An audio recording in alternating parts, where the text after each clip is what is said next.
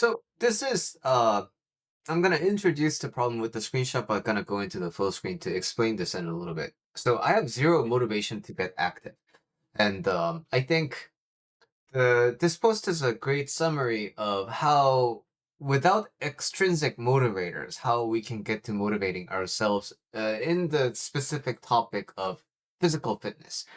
Male, 31, 5'11", 90 kilograms, like 200 pounds, ADHD, autistic, clinical diagnosis, depression and anxiety.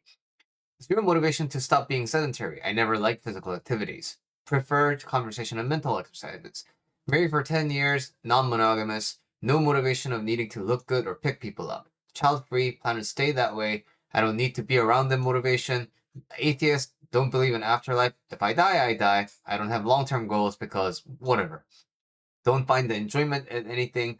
And so this is clearly demonstrating that there's no extrinsic motivator, like the traditional extrinsic motivator of like, oh, I need to be there for my children, or like I need to be attractive to pick up the opposite gender or whatever. This usually works as a beach body. These things work as an extrinsic motivator for not for this person, right? So what do we do in this case? I think it's important to realize to begin with, this kind of a sedentary lifestyle, I don't think it's a problem per se. Like that, the sedentary lifestyle in and of itself, it's not exactly a problem. Now, it's a lifestyle that isn't necessarily healthy or natural. So this is the meat of what I want to talk about in this video. So when we look at nature, animals in the wild, they hunt their food. They scavenge their food. They do exercise. They move around. Exercise, they don't have the separate notion of hitting the gym, right? Like squirrels don't hit the gym. Wolves don't hit the gym. And, fish don't lift weight. Exercise is a natural byproduct of attempt at survival. They need to either avoid being hunted or they need to get their own food. And in the process, they burn calories, they move around. But the thing is, in the wild, food isn't abundantly available. So, because of that, wild animals always have a level of hunger to them. This is why at wildlife sanctuaries you're encouraged to not give them food because it disrupts their natural chain. They need to move. They need to always be at kind of a caloric deficit. They need to be hunting for food because that is how nature progresses. That's how nature works in general. So, because they don't have a lot to eat, they're always lean. They're always not at like a surplus of nutrition. So, in the beginning of humankind, we also used to be that way. We used to hunt our own food, and one of the big advantages of being a human is we can walk long distances. We can travel long distances without being fatigued compared to other animals. So we migrated a lot, and then we used our supreme intelligence to make tools and hunt for food and the farm and things like that.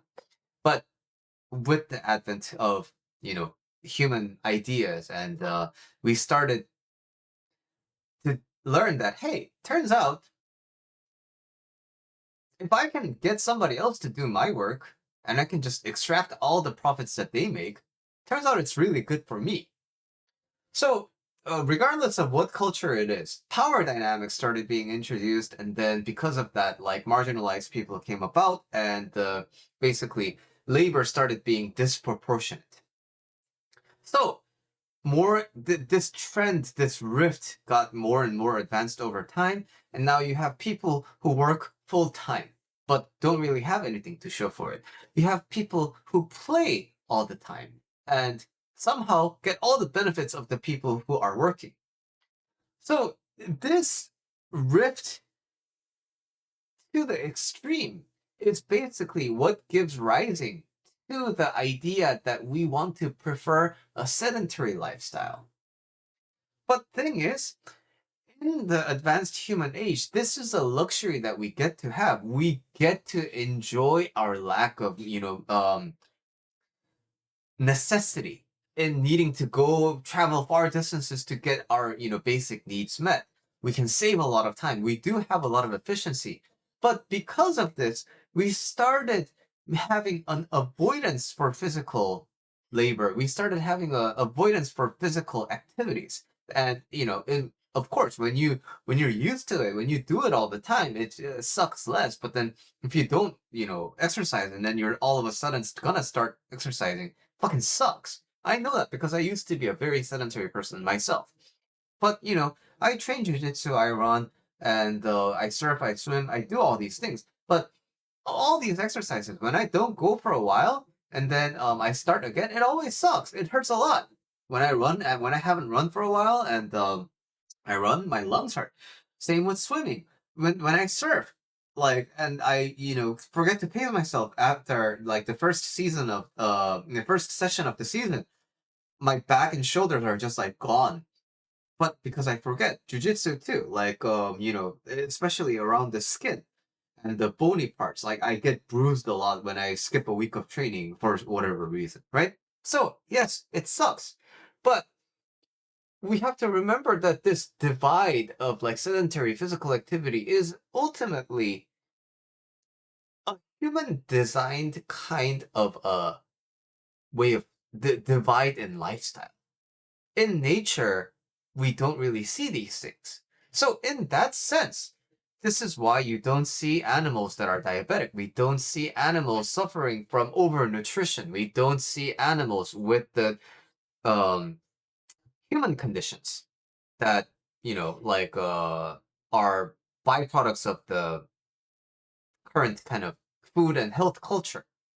So in nature, this is why you generally see animals kind of live their entire lifespan, given that they are not really hunted down. But we get to enjoy a longer life beyond our supposed lifespan. But the time is spent getting taken care of and constantly needing to get medication, constantly needing to manage health. So, yes, we may live for 20 years, but that 20 years won't be like how you experience life in the first 20, 30 years. And that, I think, is the prospects that you have to keep in mind when you are living a sedentary lifestyle. Again, choice is up to you. If you don't really care about that, that's fine. But I think it's an important kind of historical context to have about how we humans have learned to think about physical activity and sedentary lifestyles.